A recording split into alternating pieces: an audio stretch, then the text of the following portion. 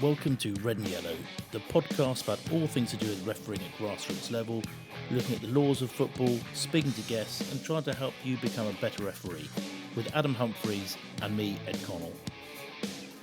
Hello, it's Adam here, and I just wanted to get in on this episode of Red or Yellow to say a couple of things. Firstly, please send us your questions. You can send them on Instagram, you can send them via email, any which way you want. All the links are in the show notes, and we absolutely love answering listener questions because that is what's going to help you become a better referee, and that is what this podcast is all about. Added to that, please hit subscribe and follow the podcast in your little podcast app, and that way our meandering chats will magically appear on your phone whenever we have a new episode to release. And just one more thing, just a reminder that all views expressed in this podcast are indeed that of myself, Adam Humphreys, and not that of Football Queensland. And now the legal stuff's out of the way, let's crack on with the show. Ed! Hello, Adam. How are you? I'm good. How are you? I'm tired. It's Sunday night here in the UK, and I got up early this morning to record a podcast. Don't do this. And set my alarm on a Sunday morning, and then somebody, can't think who it was, cancelled on me at the last minute. Once I was already up and awake. So you need to get a better co-host. Well, in fairness, it's a Monday morning, and I've had to get up at 4:30 in order to do this. So I think we're even. That is crazy. Absolutely crazy. Is that what it is there now? No, it's now it's 6:15. Yeah. Oh, because you wanted to get up and prep, you mean? Always, yeah. I wanted to read all the law changes. See, I do my homework. What was I going to say? I need to say to the listeners, actually, the reason we haven't recorded for a while is because you're a sire brat. And what? A sire brat. Do you know what that means? No. So this is the most amazing thing ever, right? On my phone, I've got a it's not offensive, don't worry. Look on your face, you're like, what has he just called me? Well, no, I'm actually just more surprised you know a word that I don't. That's just shocks me more. Wow. Cyber right. Okay. So I've got this app on my phone that's called Vocabulary, and it sends you like new words to learn every single day. And I've learned lots of new words. It's really good. And I have a widget on my homepage. I'm always learning new words. And this morning one came up and I'm like, that describes Ed to a T and explains a lot of the reasons why we haven't recorded recently. Do you want to know what cyberite means? Yeah, go for it. It's a noun, a person devoted to pleasure and luxury. Well, I mean, isn't everybody, if they had the opportunity? Not sure that makes me a bad person. Yeah, I don't know why we haven't recorded for.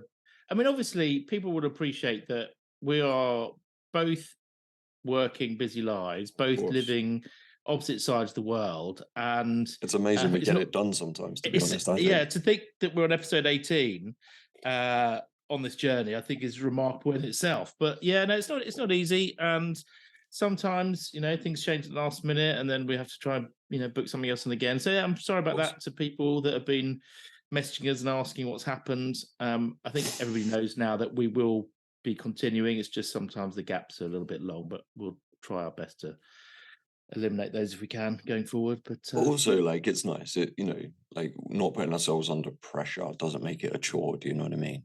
And then also, more infrequent means people probably value it a little bit more when it pops up, which is nice. Yeah, no, I agree. And also, I've actually had a few. I've had one assessor recently in my recent past assess me, and he mentioned the podcast, and he was like, "It's great. I really like it. Like, you do a really good job on it, and it's really clearly helping people," which was nice from him. And then on the phone at work the other day, I was on the phone to another one, and he says he mentions it to people who are doing a new here. It's called the Level 4 course, and he encourages them to listen to it to learn the laws and stuff like that. So that's really nice. That is really cool. If you're one of those people, not the assessors, but yes, hello to the assessors as well, but also to the new people who are listening to learn the laws. Welcome. Yeah, welcome. And people can dip in. They can start at the beginning if they want to and go through the laws from 1 through to 17, or they can sort of join the journey midway through. You And know I'm what? just going to apologise in the background because I've got, if you hear helicopters going across, because it's been the British Grand Prix today, Yes. the heliport near to where I live, which is sort of London's main heliport, is been so busy today. Probably the busiest day of the year. And so Of course. there's still helicopters coming and going, even though it's now 9:20 at night here in the And UK. and that's just your family members and next door neighbours, isn't it? Well, exactly. It's just Living my in friends. Chelsea like you do. Of course, exactly. Had a day at the Grand Prix, popping in for a glass of bubbles on the way home. Was it a good Miracle I Grand found Prix? time to talk to you. It was from a British perspective because we had Lewis and Lando. Lewis and Lando on the podium. So that hasn't happened, I think, for quite some time. So it's good. And it's actually quite exciting for various reasons. But anyway, enough about other sports. Wait, are you into Formula One? I didn't know you was into it. Yeah, I've been into Formula One long time. I went to my first British Grand Prix when I was about 17 years of age. Did you? Wow, I've never been to Yeah. a Grand Prix. I'd love to go. And I've been to the British Grand Prix a few times. And Did you also fly in on been- a helicopter? No, I didn't. Sadly, I was 17 at the time. So. You said that so It- well, no, it's something I would do. But the last Grand Prix I went to was the Abu Dhabi Grand Prix, actually. Oh wow! Yeah, which is really Did you cool. If anybody know- think about doing a Grand Prix, I'd highly recommend that one.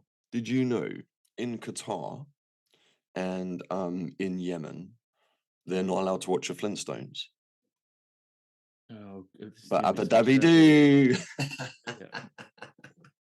That was just terrible. Oh, wow! Any listeners that we had have just zoned out immediately. Yeah, but all the dads that we have listening really appreciate that joke. Terrible. It was. Absolutely It was great though. Right. Um, should we go through the order of the day? Yeah, so I thought we'd just keep to our tried and tested formula. So we thought we'd start with some news, and then Lovely. today we're not going to do law. I think we're on to law 14, aren't we? We should be going to law 14, but we're not going to do that this week. Yeah.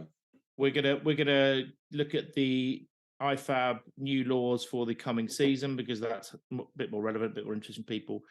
I think we've got 1 or 2 questions that we picked out from our post bag, and then got a couple of fun facts as well to round things off. So, How so just the lovely. usual.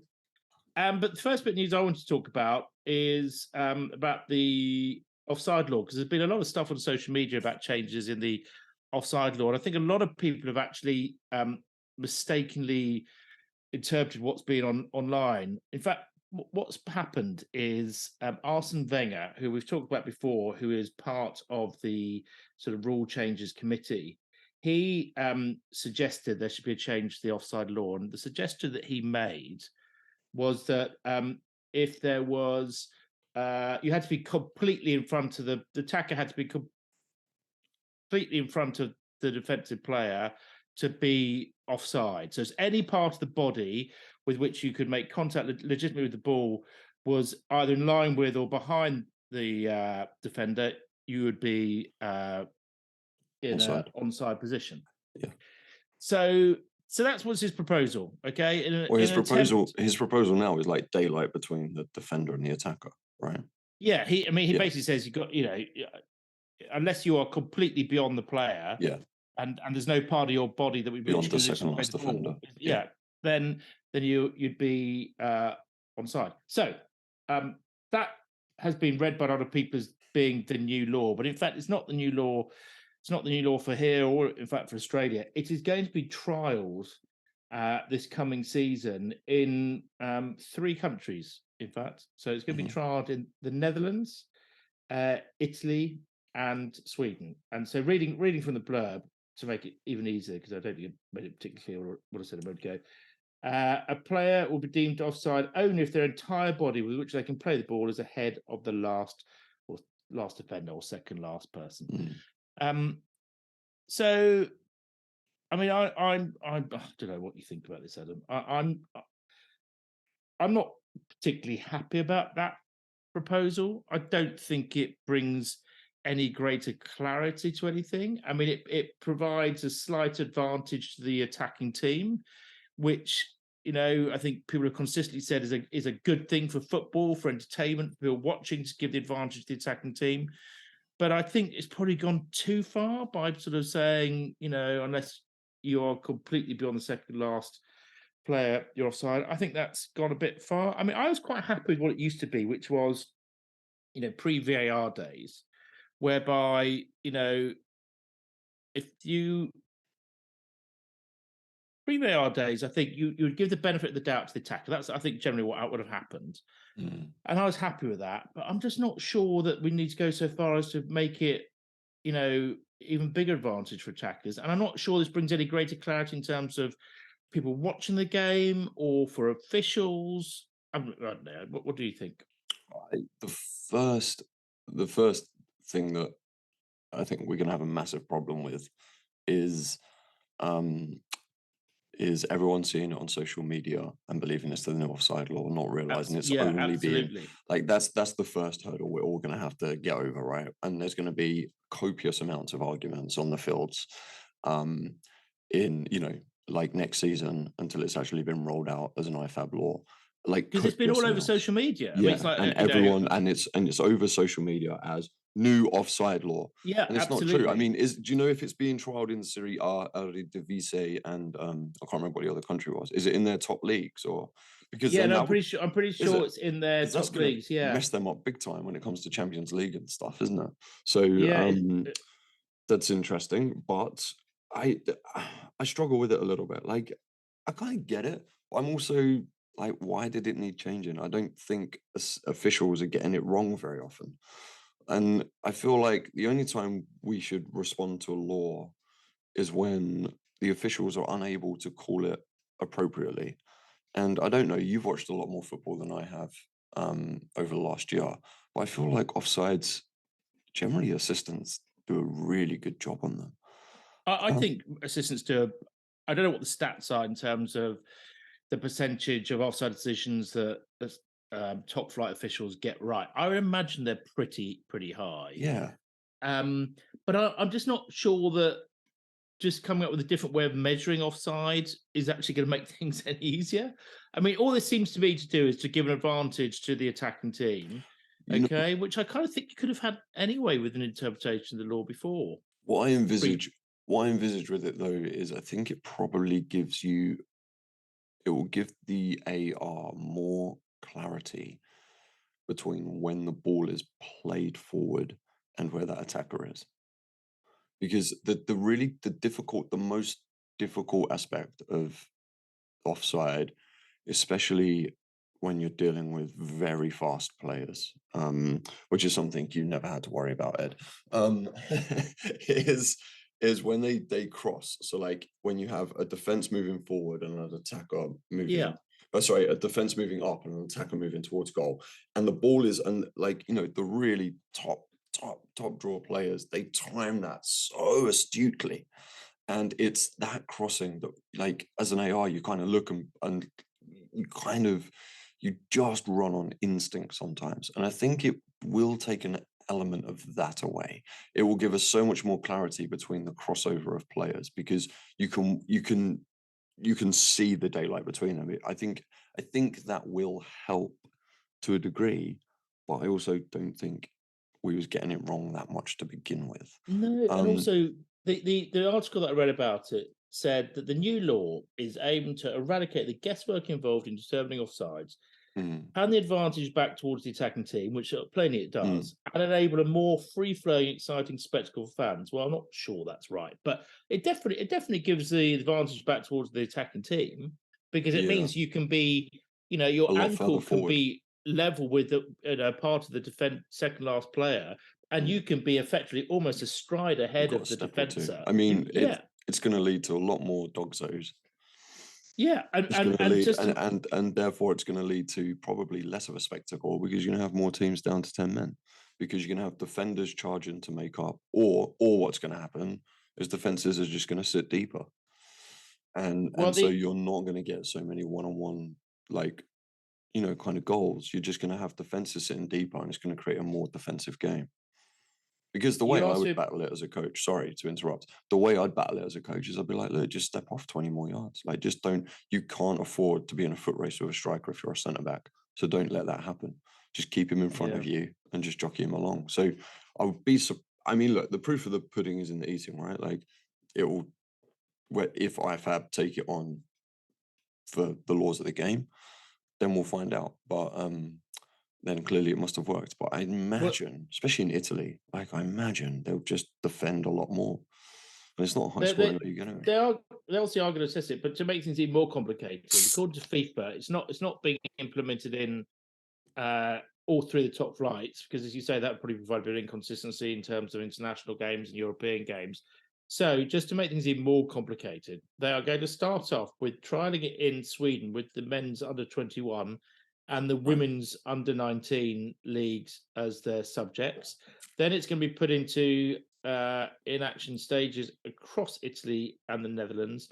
And then FIFA's rule change board will meet to assess its impact. And as I said before, it's all about Arsene Wenger is the person that conjured up this rule change. He presented it to the FIFA president Gianni Infantino in March of 2021.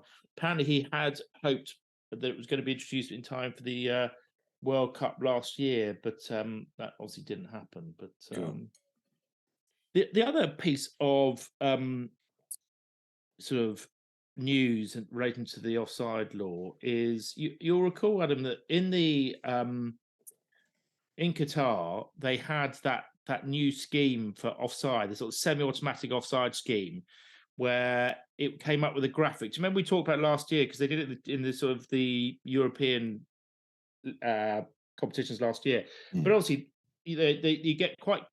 There's a chip in the middle of the ball, and we've talked about this before. Yes, right. And the chip in the middle of the ball allows them to provide even sort of greater accuracy in terms of sort of offsides in relation to players, because they say that enhances the technology, and you don't get the sort of margin of error you get with VAR cameras, where there's a slight, fractions of a second delay can make a big difference. So interestingly, that which was used during the World Cup, and which I think is already in use, if I'm not wrong, I think it's the Spanish league that use it already. But it was thought that was going to be introduced into the Premier League this season, because one of the benefits of it is increased accuracy, but more importantly, quicker results, because I think the average time for that new system is X number of seconds compared with Y number of seconds before. But apparently they it wasn't even on the table as a potential rule change for the Premier League this season. They simply opted not to debate it. And the decision they decided to take was they were going to, I think we spoke about this in a previous podcast, they're going to introduce, I think, 4 new cameras as part of the VAR system to try and improve things. Isn't that one of the issues with Luton being in the Premier League? They haven't got space for that. That was one of the big issues there, because obviously they got problems about installation of that. But so I thought it was quite interesting, because that was I thought pretty good system. I quite liked it. So apparently on average, what do we think is and this is not the fun fact time, but what do you say is the average time for our current system of VAR to get to a decision, assess an offside decision? 40 seconds. No, it's already 70 seconds. Wow, it's over a minute. So it's over a minute on average for those decisions already. And I think some of the longer ones have been sort of minutes rather than sort of that seconds. So you would have thought that maybe it would have been a sensible thing to introduce, but apparently it wasn't even on the table. Changes is a hard thing to get through in football, because there's a lot of people who have there's like massive balancing acts at play, and what might seem obvious from one angle isn't always obvious from the other angle, and so that's probably why it seems very obvious to some people, like, well, why don't I just implement it? But it's you know, it can take a long time to get these things through. Yeah. Reminded by, going back to the Arsene Wenger thing, I'm reminded by when they changed. They've tried changes of offside law before, haven't they? Didn't we discuss this in the podcast once? And Yeah, wasn't it no, like no they've offside law or something? yeah, no, there were. I think what happened was there was don't think that it happened, but there was certainly a proposal that They trialed the it. I'm sure offside they law. trialed it. Yeah. Almost certainly did. Mm. And I think that it did produce the sort of desired results, which is obviously more goals. Mm. But yeah, so anyway, so that those are the only two bits of news that I'd seen since we last spoke on sort of Yeah. refereeing Well, related matters. we'll get some more stuff to chat about soon, won't we? Because the Women's World Yeah. Cup starts here in. Oh, you're really going for it tonight, aren't you? Wine and Coke. Yeah, it's a good combo. Very good combo. Not together, not combined in the same glass. It's no, but have you ever had that before? By the way, just as an aside, Wine and Coke in a glass. They drink it in spritzer. Spain. Oh, of No, course they drink do. it in Spain. No. Red That's wine called and sangria. Coke. That's called sangria. No. It's red wine and Coke is a drink they have in Spain, and it's actually very, very nice. Is it? Yeah. For those people who aren't seeing, obviously, the footage, I'm not drinking them together a la España. I'm clearly, separately. I'm not enough of a cyberrat to know that. Hey. Yeah, exactly. So there we go. That's my news. But as you said, there'll be plenty of news coming out, especially as we sort of get close to the start of the Premier League season as well. Oh, and I think Football Queensland have 2 officials at the Women's World Cup, which is pretty awesome. Yeah. One of them's my colleague who's behind me, called Misuk. She's an assistant referee, so I hope she does really well and has a good time. Be very interesting, won't it? Excellent. Good stuff. Mm. So, as we said earlier on, the given that the new laws for the coming season for IFAB have just come out, I thought it would be a good opportunity for us to discuss those. I think we promoted before their free app you can download. You must have the app on your phone as well, do you, Adam? The IFAB app. IFAB. Yeah, it always annoys me because when I'm searching for it, I type in IFAB and nothing comes up. So you have to type in laws of the game. Up. It's so annoying, isn't it? It's so annoying. So I'm glad I'm not the only person who finds that irritating. No, we need to review and let them know that it's very irritating, because I go to look for it and think, oh, where's it gone? And yeah, I agree. But if you haven't got it, it's a free app and it's great. And the great thing about it is it's got all the laws of the game. It contains sort of graphics for different parts of the laws. But what's really great for the purposes of our discussion now is each year when they bring out the new laws, they have a section which you can download, which is simply the law changes, which is really, really good. So I'll be honest, I don't think the laws, the game changes that have been introduced for this coming season are huge. It's not like when they changed the dog zone law. Yeah, I mean, there's nothing like particularly big. Some of these law changes for me have got the feel of, well, we need to justify our existence. We need to tinker with something, otherwise people think we're not doing anything. Maybe. So let's just provide a bit more clarification on a couple of things. Which, honestly, I'll say in respect of one topic, I do welcome them, because I think they have tried to do that, and I do also think there's a law change that they've introduced, which in relation to goalkeepers, or which will largely apply to goalkeepers, which I think is also quite important. So, yeah, so I think there were, if I remember, I think 7 different laws have had changes for the coming year. They're all relatively small changes. There's also been something in relation to VARs, which I'm probably not going to bother with. But the first of which is in relation to Law 3 and players. Yep.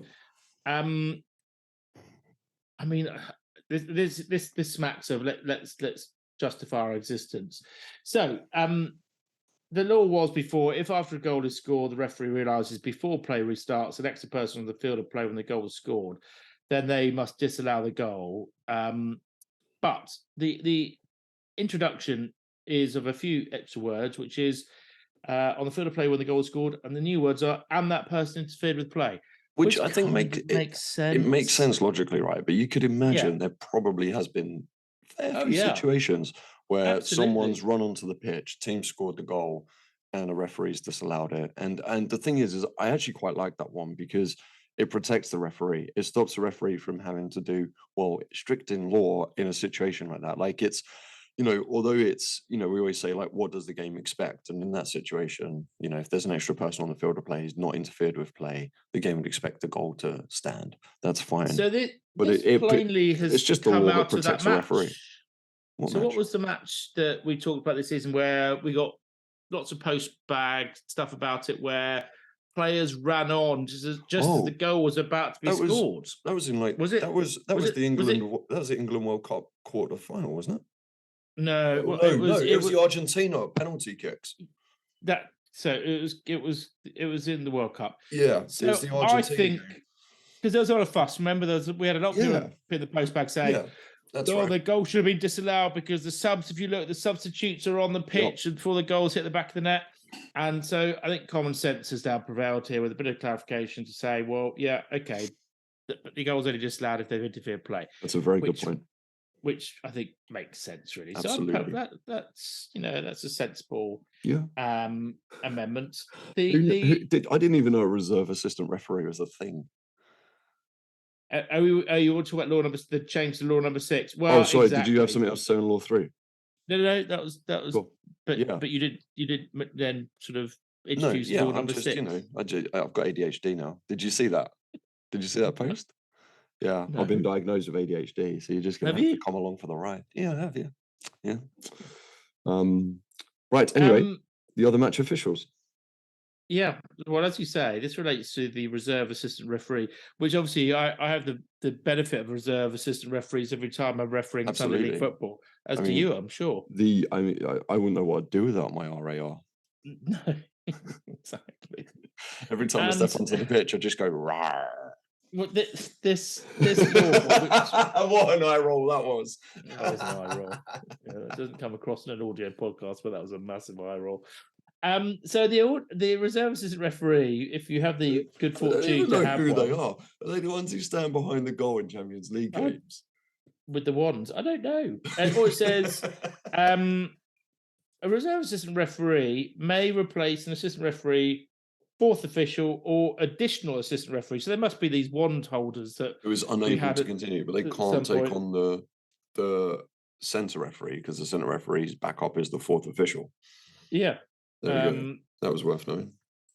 And also says, adds in the words, and may also assist the referee in the same way as the other on-field match officials. Now, does that mean that if they're mic'd up, that they can chip in their pennies worth? Yeah. Rightly so. I mean, the fourth official puts in their pennies worth, so why can't they?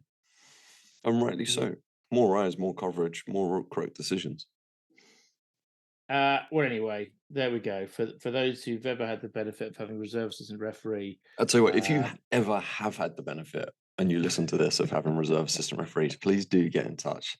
And please can you tell us like how they enhance your game? Because like I know we're being a bit dismissive of it, but there must be a purpose to them. And I'm sure that purpose becomes abundantly clear when you're refereeing at that level. But it's hard for us to imagine. That is a gig I want, though, to be the reserve assistant referee. I mean, what are the odds that you actually get called upon to do something when the man or woman who holds up the substitution board sprains their wrist or something? You sort of get involved. You just have to fly around Europe a lot and just never quite get the full gig. Right, the duration of the match, allowance for time lost. Oh yeah. So again, I think this is a good bit of tinkerage. I mean, I don't think the game would have been disaster without it. But what it says now is that you should make allowance for time lost in a game as a result of goal celebrations, which I kind of think people used to do anyway, didn't they? You know, the law. I mean, if you've got someone taking a long time to celebrate a goal, you're not sort of watching the clock a bit when people are doing that, if you think they're taking the mick a bit? Yeah, maybe. Yeah, I mean, I honestly, like as a practical point, allowance for time lost, it's one of those things that you're never like sort of our levels. You can never overly accurate with it. And to be fair, like no one you can't win with it, right? Because you're either going to add all the time on and end up playing, really, we know the ball is only live in a game for like 65 to 70 actual minutes. So what, you actually going to play 15 minutes added time? Of course you're not at our level. Like, No. players will kill you for it. And also at our level, the goal celebrations don't go on forever. No. They're not running up to the. I mean, I know you get fans at your games, but they're not really sort of They're not doing running into the corner and doing their sort of dance routine and So I just putting think their face in the camera. Yeah, I just think like generally for this, like I wouldn't overthink it. Just everyone kind of accepts just I always just go over general feeling of how I feel for added time if I haven't got a fourth official. And that general feeling is okay, I've like maybe 10 seconds there, 20 seconds at this point, or maybe give a minute here for that, and then we'll just go from there. And generally, the only time you have an issue is if one team's lost 1-0, and that's it, really. Exactly. And I think the important thing is, more than anything, is to be aware of your power to do that, because there's bound to be somebody who's going to have read the law changes. They'll be playing a sort of cup game. It'll be like the 85th minute, and the team will go 1-0 up, and they'll be taking forever to get back to their half. And you're going to have somebody saying to you, "I hope you're stopping the clock, ref." And you now have the actual power reason to. Yeah. Say, I mean, in that, often what I do is I put my hands above my head and go to stop the clock, but then I never actually do, just so everyone thinks I am, and then it takes away dissent. We'll do a bit of that. Yeah, of course. We'll do a bit of that. Yeah. Okay, so then Law 10 has been a very small change, and my analysis, Adam, correct me if I'm wrong, but Law 10, which is about penalties, all they've done is replace the words "kicked from the penalty mark" with the words "penalties bracket penalty shootout." I can't see there's anything else in that they changed. Yeah, you're just missing the hyphen in the word shootout. That was a look of death. Law 11. And also it says that warnings and cautions issued to players and team officials during the match are not carried forward into the penalty shootout. I'm not quite sure the rationale behind that. Any idea warnings and cautions? Yeah, don't understand that. Really? Yeah. Cautions get wiped in a penalty shootout. Yeah, that's what it seems to be suggesting there. Again, unless I've read that wrong, that's the change. It says a player has been sent off during the match is not permitted to take part. Warnings and cautions issued to players and team officials during the match are not carried forward into the penalty shootout. That seems to make no sense to me at all. No sense at all. But then again, I wonder whether that's now because, of course, there's the law change coming up in relation to sporting. Well, what's the word I'm looking for? Misbehaviour. Misconduct that's introduced now that's going to impact upon goalkeepers. Wonder whether that is something which they don't want to impact upon the outcomes of games. It might. We'll come back to that in a second when we deal with the other substantive law changes. But anyway, that is the only thing I can see in terms of law number 10. But that doesn't look like it. Sorry, that doesn't look like a change to me because it's not underlined and in yellow. So that must have always been a case. A player who's been sent off during the match is not permitted to take part. Warnings and cautions issued to players and team officials during the match are not carried forward. So that must have always been the case because that bit's not highlighted in yellow. No. That's true. They've just added in the words to players and team officials. Good job on that. Send someone off in for a second yellow card in a penalty shootout. Exactly. Now, the next bit is kind of, I think, quite helpful, and it's the most substantive changes of all the laws. So we've covered this before. Ball goes toward. There's a player who is between the second last man or woman and the goalkeeper. Right, just quickly, this is in relation to the offside law. This is in relation to the offside law. Yep. So you've got an attacking player who would be, if the ball was passed to him by a teammate, it'd be in an offside position. However, ball goes to the second last man, a defender, and the defender deliberately kicks the ball or deliberately tries to play the ball, and it, for example, loops over their head to the player who would have been in an offside position. Now, that was always the law, okay, provided it was a deliberate attempt to play the ball by the defender. We've talked before about the laws explain to you the sort of criteria you take into account in trying to make that decision as whether it's deliberate or not. Anyway, they've provided even more guidance on this now. So it's all about this whole thing about receiving the ball from an opponent who deliberately plays the ball. Now, deliberate. This is the bit that's been added in. Deliberate play, excluding deliberate handball, is when a player has control of the ball with the possibility of passing the ball to a teammate, gaining possession of the ball, or clearing the ball, e.g., by kicking or heading it. If the pass or attempt to gain possession or clearance by the player in control of the ball is inaccurate or unsuccessful, that does not negate the fact the player deliberately played the ball. Well, that kind of is common sense. The following criteria should be used as appropriate as indicators that a player was in control of the ball and as a result can be considered to have deliberately played the ball. So what it's done, it seems to me, is expanded upon that very simple concept of making an assessment as to whether the player has deliberately played the ball.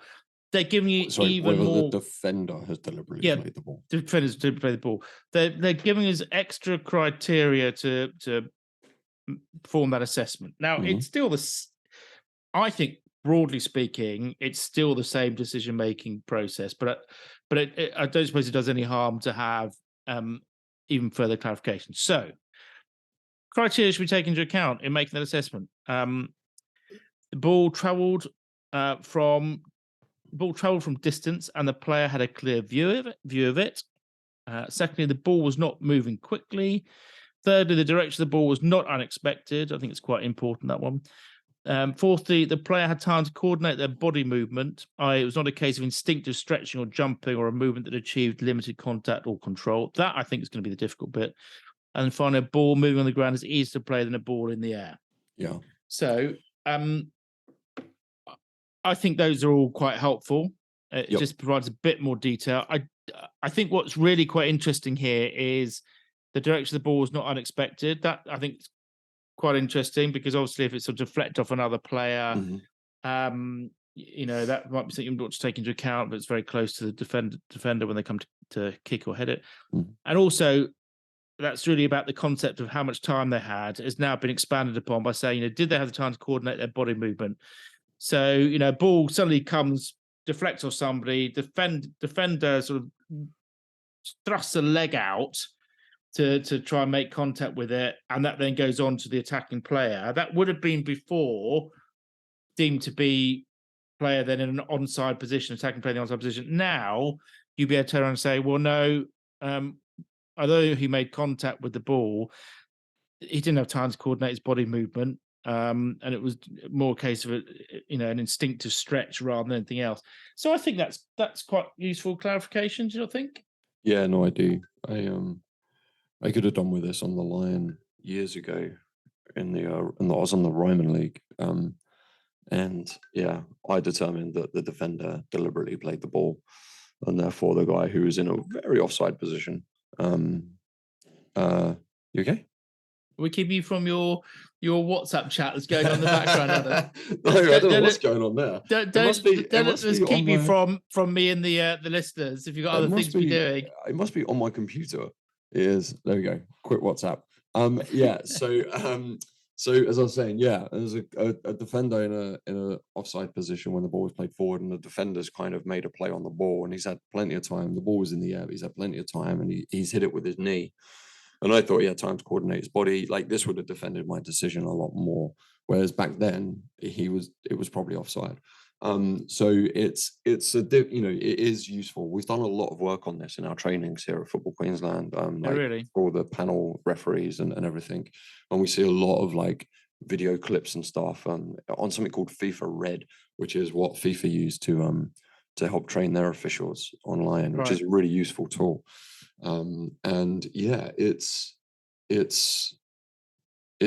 hard. It is really hard. Some of these decisions are so tough to get right because the ball's bouncing around or it goes up in the air and you're looking at it is tough. So definitely spend some time thinking about it and thinking about what your process is going to be to get these considerations right. If that defender plays the ball, think it through in your head. What are the things I need to look at? Time coordination. Is the ball in the air? How easy is it to play the ball?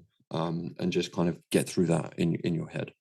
I think the important thing is that, I mean, this does happen, I think, more than you'd like it to. I mean, I don't like it when this happens. And we talked before about how I made a mistake about this in the game not long ago. But I think you've got to be familiar with that criteria, because whatever decision you give, you're going That's to your need to be able defense. to justify yourself. The other thing, the other And thing you need to remember as well is you don't need to tick all of them off, but no, you probably absolutely. need to tick more than one of them off. Right? Yeah, I don't know. I think you know, if somebody's just, the ball suddenly comes out of nowhere and they sort of stab their leg out, you know, that, and they didn't have the chance to actually position themselves and get control of it, or you know, that I think of itself is enough. But I just think you are going to need to be in a position to turn around and say, the reason why I did or didn't give it is this. And so I think you do need to be familiar with that law change. But yeah, Absolutely so right. that's a useful A useful amendment. addition. Yeah. Yeah, I'm not sure that the amendments that come into the penultimate law change this year are really that useful. So law number 12, fouls and misconduct. You're no doubt going to tell me this is a significant thing, but other than, again, replacing the words kicked from the penalty mark with penalties and penalty shootout, they've added in a bit further on when you're talking about cautions for unsporting behaviour, and it being there different circumstances when a player must be cautioned for unsporting behaviour.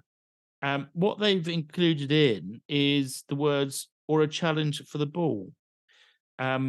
So I'll read it in the context of when the paragraph's been amended. There are different circumstances when a player must be cautioned for unsporting behaviour, including if a player commits any other offence which interferes with or stops a promising attack, except where the referee awards a penalty kick for an offence which was an attempt to play the ball, and then words inserted, or a challenge for the ball. Doesn't that just align it? That aligns it to the Dogso law.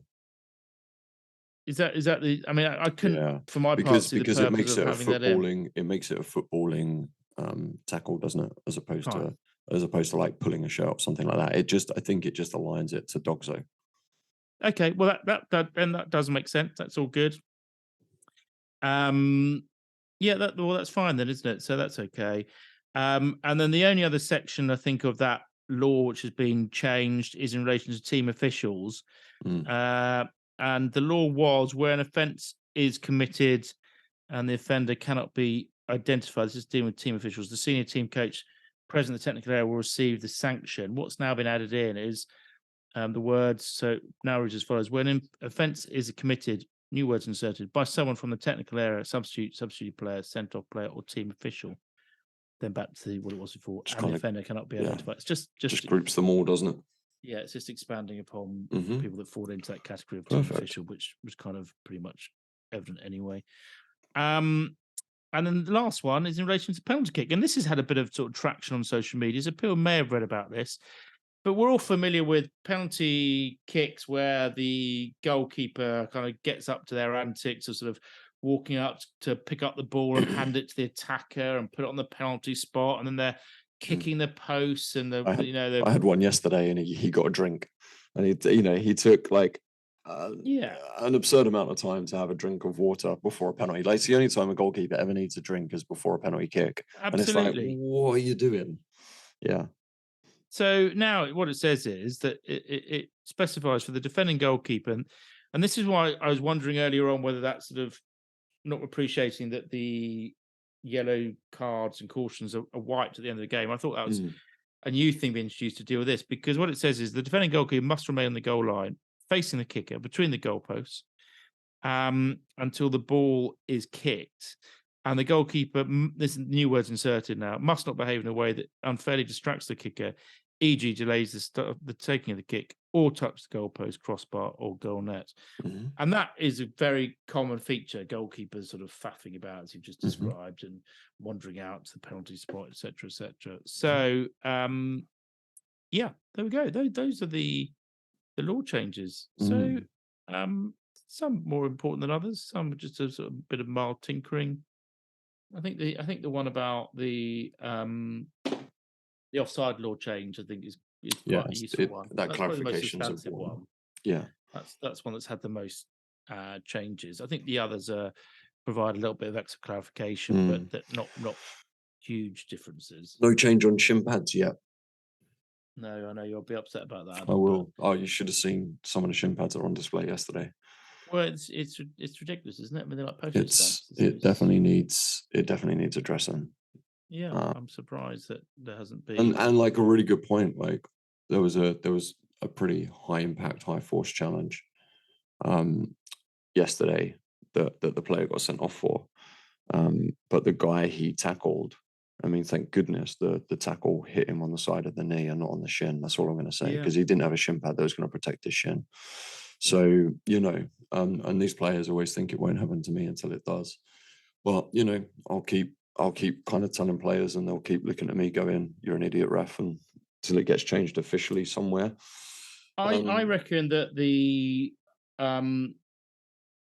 I think there's a principal factor that explains why we're less concerned about shin pads than we probably ought to be, and a slightly more minor factor. I think one more minor factor is that we don't get many broken shin type injuries. So I think it's sort of generally recognised as one of the strongest bones of the body. But I think probably the more substantial reason for why this kind of has been allowed to slip is that the nature of the game of football, now compared with... It's a lot less physical now, isn't it? It's a lot less physical. There's Yeah, a lot less that's a physicality fair point. tolerated. I do think they were in a strange world where we're more concerned about the colour of Under Armour on a shirt than we are the actual safety of somebody's skeletal system. I agree. I mean, I mean, I don't understand what the issue is about wearing shin pads. I mean, I know it's like wearing big shin pads, and as in like, because you can get like super bulky ones, but the technology is so good now. They just spread the impact, don't they, and stuff, and they're quite like thin. Really, yeah, I know. I mean, we talked about this, didn't we, on one of the episodes, but about how the technology is and how they can spread the impact. But so they don't have to be huge, bulky things. I mean, I remember when I used to, first started playing, they were massive things. Ridiculous. I'll also say, like, yesterday, I can't remember what the situation was. It was probably just a foul that I didn't give or something, or not even a foul, but they thought it was a foul. And one of the comments that comes out from either the bench or the fans is, "Oh, when are you gonna..." No, I think it came from one of the players actually. "When are you gonna protect our players? You need to protect the safety of us out here." Yeah, it's like, well, if you want me to protect the safety of you, then you need to obviously protect the safety of yourself as well. And you're not wearing appropriate protective equipment, and I do know the law is clear on this, but I just don't think it's worth having that battle with a player before you kick off, because you're going to lose that player in terms of the man management and stuff, I agree. And it doesn't make life easy. No, it doesn't. So anyway, there's a VAR law change which I'm not remotely interested in, because it doesn't impact upon anything that virtually any of our listeners can be involved in, but it's there on the IFAB law change if anyone wants to have a look at it. Yeah. So those are the law changes. I was just going to, because I know it's like constraints of time, I was just going to deal with one post-bag letter this week. Adam, that's right with you. Absolutely right. I feel terrible now because I think this one came through to us on Instagram, and I've been scrolling through whilst I've been chatting to you, trying to find who wrote it. I do remember their name was like Peter. I remember that much. See, whereas I've just been sitting on WhatsApp while we've been recording this. Well, exactly. I'm trying to work out what's going on with this show. And his name is Peter, and I know that he was from London. I remember he was from South East London because he refereed in some South East London leagues, and he was asking. From where I'm from. I thought really good question, and this is sort of very sort of UK and Europe focused, I'm afraid. Northern Hemisphere focused, yeah. He said, obviously, season's ended and the new season's not starting up again for a few weeks' time. What advice would you give to referees in terms of what they should be doing with regards to their fitness during the summer break? Good question. That's a lovely question, Peter. I think that's a really good question. I think one of the most important things, like with football refereeing, is, especially if you're doing like full seasons and you've ref most of the season and stuff like that, is just give yourself a break. Yeah. Like for your fitness, like you need time to rest, and it's hard to find that time to rest in the throes of the season. I'm going through it now, like we're coming towards the end of the season, and I'm getting a bit tired of it. And so, plus all my injuries aren't helping. So, it's been a long season for me. And you also need that mental rest. That's really important. Like, take time away from football. I know we all love it and stuff, but you do need to make sure you keep your passion for it fresh. And and the mental strain you're under as a referee is great. So you do definitely need that time away. And I know there'll be lots of temptation to go and do tournaments or whatever it might be, where you're still, and it's like that decision fatigue that can add quite a lot of stress to you. So definitely just take time away, enjoy time away, relax, drink some beer, have some cocktails, have some red wine and Coke in a glass at the same time. And just do that. Like, I think that's really the most important thing. You're not going to lose your fitness as quickly as you think you are. No.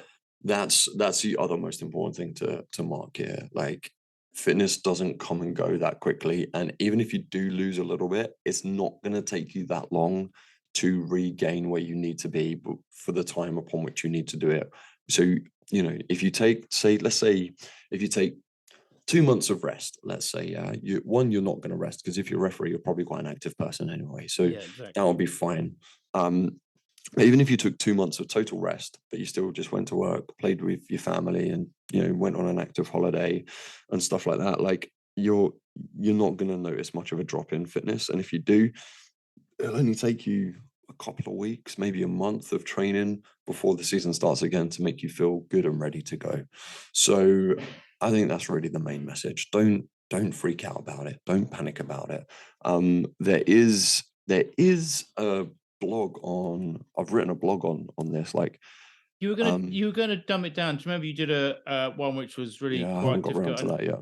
Okay, well, I mean, maybe if you get a chance, sort of the next sort of month or so before sort of build up to the new season, to give us sort of the slimmed down version. I mean, I agree with everything you said so far. You do need to have a mental and physical break from football. You want to go back into the new season sort of feeling energized, excited, not fatigued. So I think that is important. And secondly, as you rightly say, I think the reality is most people who referee do not then sit on their backsides for the whole summer doing absolutely nothing. They're Absolutely. people who are playing other sports, who go to the gym, that lead active lifestyles anyway. And so, you, as you say, you're not going to have a disaster if you sort of just slow down for a bit over the summer. And then it's just a question about, like, getting ready to build up again to the start of the new season. So you don't want to be, you don't want to be stepping foot on the pitch for the first game at the end of August, not having run or jogged for sort of 8 weeks, or not having done any stretches or whatever. So it's just a question about, beginning to build up again in anticipation of the season starting. I also think an important part of it as well is take on pre-season games, take on fully fledged pre-season games, and give yourself that kind of light, easy way back into it. And just tell the players it's pre-season for me and it's pre-season for you. So let's just go into that context. Yeah. The blog I was going to refer you to is how much weight do I gain on vacation? It's on my website, thegymstarter.com. And I know it's not always about weight gain, but in that I go into how long it takes to lose fitness. And there's a few studies out there that kind of go into it very well. And so if you just want to see the facts, then it's all on there for you to have a look at. And pre-season training is a really good idea because it kind of gets the muscle memory back going again. It gets you sort of active again, but it's also everybody's sort of coming back into it at a slightly slower pace, a bit more taking relaxed. it easy. Yeah. It's a bit of fun. No one wants to get injured. So it's a good way back in. So it's good tip. Yeah, good question. Thank you, Peter. Yeah. Where in the southeast are you from, Peter? Well, if I could find his Instagram message, I would be able to tell you from his I look post. forward to his response. So that just leads us on to the last part of this podcast, Adam. Cue jingle. It's now time for Eds Fun Facts. So this week, I thought we would, because it's a very short episode, I'm not going to burden you all with lots of fun facts this week. And I still haven't finished the fun facts that I sort of did in the last podcast. So I don't know if you remember, Adam, the last podcast, I'd found the stats for the Premiership referees. Remember, we were That's talking right. about, Yeah, I do remember which were that. really, really It interesting. was very interesting. And I haven't finished that, and I will before the new season starts go back to those, because there were lots of interesting and sort of fun facts about, you know, the teams that benefited most and suffered most last season from decisions. But I thought this week I sort of stumbled across a few articles talking about referee incomes. I know we've talked about this before, but I came across a Spanish article, something from the Spanish media, which has been obviously translated into English because my Spanish is not very good, which was comparing and contrasting about the sort of how much people were paid across the sort of professional leagues in Europe. And I just thought it was quite interesting to have a look at this. Do you know when it was, Adam, that referees became professional in Spain? Because I think the UK, referees became professional by memory. I don't know, I have in front of me. I think it was about 2002. Really? It wasn't that late. No, I think it was. Really? All right, in Spain. Let's go. Hang on. So When did Spain host a World Cup? 1986. No. Bear in mind, this is La Liga is one of the oldest leagues. Yeah, and it's one of the biggest leagues. Yeah, I reckon it's something. Oh, all right. I reckon, judging by this, I reckon it's something like 2010. Well, do you know what? It was 2020, Adam, that referees became professional in Spain. Can you believe that? In Spain? Yeah. They became professional.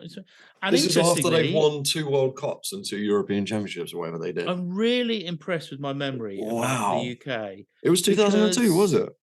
2001.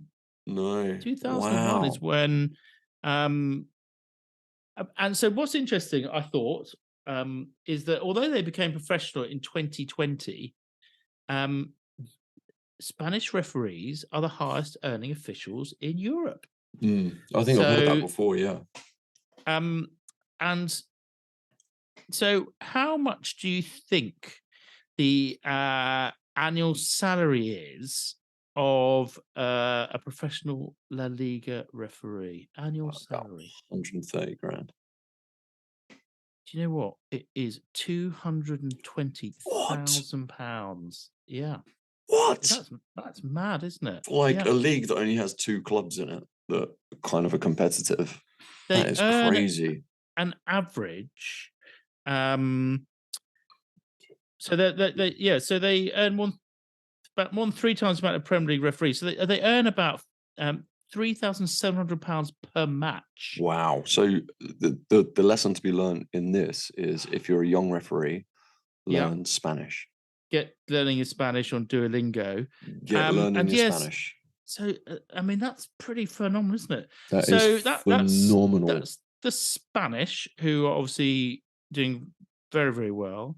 What would you say is the average annual salary in the Premiership?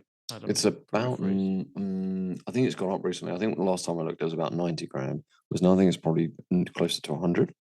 Yeah, £96,634. That's more than an MP gets. Not a bad crust. Well, as their MP salary, yeah. Yeah, of course. But so if you think about it, so compared with fees per match, it's a third. It's basically a third of what the Spanish get. So £1,140 per match, which is not money, not to be sniffed at. Not at all.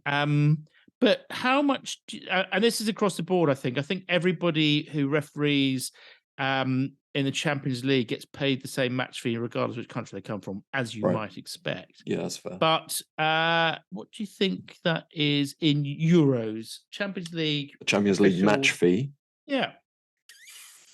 In euros, I don't even know what the conversion would be. It's pretty much it's pretty similar. It's like 10% off of. I don't know, £2,200, $202,000, 2,200 euros. I got there eventually.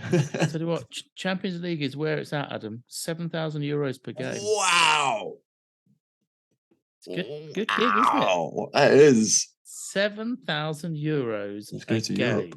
That's amazing. for Champions League, which is pretty good going. Now, what about in Germany, in the Bundesliga? What do you think the annual salary in the Bundesliga I bet is? it's lower than Less UK. games. Yeah. Referees rarely, I don't think, either rarely or don't exceed 20 matches per season. Around 75,000. No, they're better paid than the UK. They're Wow. on an average annual salary of just shy of £110,000. How long do you reckon it is until the UK PGMOL officials go on strike? After listening to this podcast, Yeah, I soon I know. would have thought. I know. They'll all be The up FA in are arms. going to hate us. They'll all be up in arms. They will, won't they? Everyone else is striking at the moment. Why not them? Because we are the poor relation. I mean, it's hardly, we can't really use the word poor when we're talking about salaries of like £100,000. Yet they referee in the most competitive, most financially funded league. Yeah, exactly. In the world. And what about in League? No wonder no one has respect for referees. League in France. Or maybe it must be higher than the UK, right? It is higher than the UK, yeah. Wow, 110? £105,000. 105. Football's so much easier in those countries. I can speak a bit of French. I could do that. I've got a degree in French. La Rouge. There you go. Here's La Rouge carte. There we go. How was that? That's a red card. I'm sending you off. It would be La Carte Rouge. That's oh, golly. Yeah. Je m'appelle Adam. Et toi? So, and then Serie A, Adam. Serie A. The Italians. They referee on average about 15 or 16 games a year. So we thought it was a good thing to be in. It's a good thing to be in Spain. What do you think the annual salary is for 150? Serie A? £123,000. That'll do, won't it, for 20 games? $10,000 a game. And they get paid one of the highest rates for being a VAR official, right? VAR official in Serie A earns you €1,500 for sitting at their version of Stockley Park and saying yay or nay in terms of VAR stuff. That's not bad, is it? For a few hours work sat in front of the screens. That'll do very well. And then finally, and I hope this article's up to date, but referee salaries in the Primeira Liga in Portugal. Now, referees in Portugal are still only semi-professional. Oh. But how much do you think they get paid per game? That's probably the easiest way to provide a comparison. £1,200. Very good, not bad actually. It's like £1,300 per game. Oh, that was very close.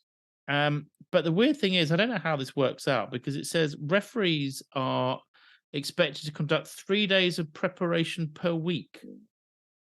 Oh. So I'm not quite sure how that works out. But anyway, it says that they're expected to work 3 days per week, give them an annual salary of about £26,000, which the article said, I quote, not a bad side hustle alongside another job. It is not a bad side hustle.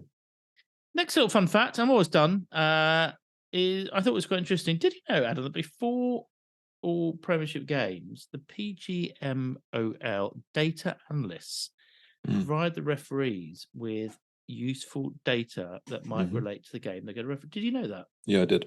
Because we get it as well. We have something called Y Scout. And we can look into that information. Like, whether goalkeepers tend to play out from the back or go long to help with your positioning. How often they turn the ball over, what part of the field they generally turn the ball over. Yeah, which players are regularly involved in offsides. What players, like discipline count. Yep. Where goals are scored where they position themselves in terms of corners and set pieces. Yep, I was about to say that. Yep. All that stuff. I found it fascinating. Yeah, Didn't know that. It helps you position it so much when you have those facts. Especially with like turnover of possession. That's a very important one to look into. And final fact, because I've found out about this book that I'm actually going to download an Audible and have a listen. It's a book called Blowing the Whistle, The Psychology of Football Refereeing. That would be good. Okay. It does sound good, doesn't it? But interestingly, a little snippet from that is when you are, do you think a referee at the top level gives out more or less yellow cards to the away team as opposed to the home team? Less. No. So Hmm. referees tend to give more yellow cards to the away team based on a study that reviewed data for more than 5,000 Premier League matches between Wow. 1992 and 2005. Right. And they put it down to a possible reason being the referee's tendency to try and appease the home crowd, Hmm. or what people would be more familiar if they're sort of students and studied, social bias, which I thought was Mm. interesting. But what percentage more cards do you think they give to away teams and home teams in that study they did over that sort of Maybe a quarter more, 25%. 40% more likely to show 40. card? Wow. 40. Now I wonder whether that went up to like 4 years post professionalism Mm. in the. So I'd be intrigued I to find reckon out. that's leveled out. I reckon that would have I leveled reckon out it's a bit more now. I reckon it'd be better now, Mm. but I thought it was quite an interesting stuff. Anyway, I'm going to go away and read that book. That also because- depends greatly on the teams. Like if you think of the teams around that time, like Wimbledon were probably getting cards left, right, and centre every single game. Do you know what I mean? Arsenal were pretty rough and ready back then. And generally, I reckon the yellow card counts will be lower now compared to back then as well. 100%, because the game is less physical and a lot more free-flowing football. But that was a fairly significant analysis. 1992 to 2005. And what's that book called? Blowing the Whistle. Blowing the Whistle: The Psychology of Football Refereeing by Excellent. Stuart Carrington. Stuart Carrington. Yeah. He sounds very English, doesn't he? He does sound very English. So anyway, there we go. Those are my fun facts of the week, Adam. Awesome. And we've all got some homework to listen to or read. Exactly. Good stuff. I'll have a listen, see if there's anything interesting to tell you about in a future episode. Awesome. Right. Well, you have a lovely Sunday evening. What's left of it? Yes. And I don't know when we're going to next record, because I'm going on holiday next weekend, Adam. You cyberette. So are you going to Spain to drink Coke and red wine? No, I'm off to cruise down the Croatian coast. Oh wow. Dubrovnik is gorgeous. You've been to Dubrovnik before? Yeah, I have, yeah. I'll tell you what, the Adriatic Sea is one of the most gorgeous seas I've ever seen. Yeah. I'm very much looking forward to it. It's been such a long time since I last had a holiday in like 3 months. Really need a break, Adam. You're absurd. Well, enjoy yourself, won't you? Will do. And I'll speak to you no doubt when I get back. Cool. And I expect lots of photos in Hawaiian shirts, like always. Exactly. Right. Speak to you soon, my friend. Ciao, ciao. Care. Bye. Thank you for making it to the end of another episode of Red or Yellow. You're clearly a very fit listener. May I gently remind you to like and subscribe to the podcast in your podcast app. That way, each week when we release a new episode, our meandering chats will magically appear on your phone. Don't forget, you can also get 10% off any refereeing equipment that you need. If you're in Australia, just head to www.processports.com. And if you're in the UK, go to therefereestore.co.uk. And then just use the code red or yellow 10 at checkout. Thank you so much for listening this week. Don't forget to follow us on social media. It's at Red or Yellow Pod. And we cannot wait to speak to you again very, very soon. Ciao, ciao.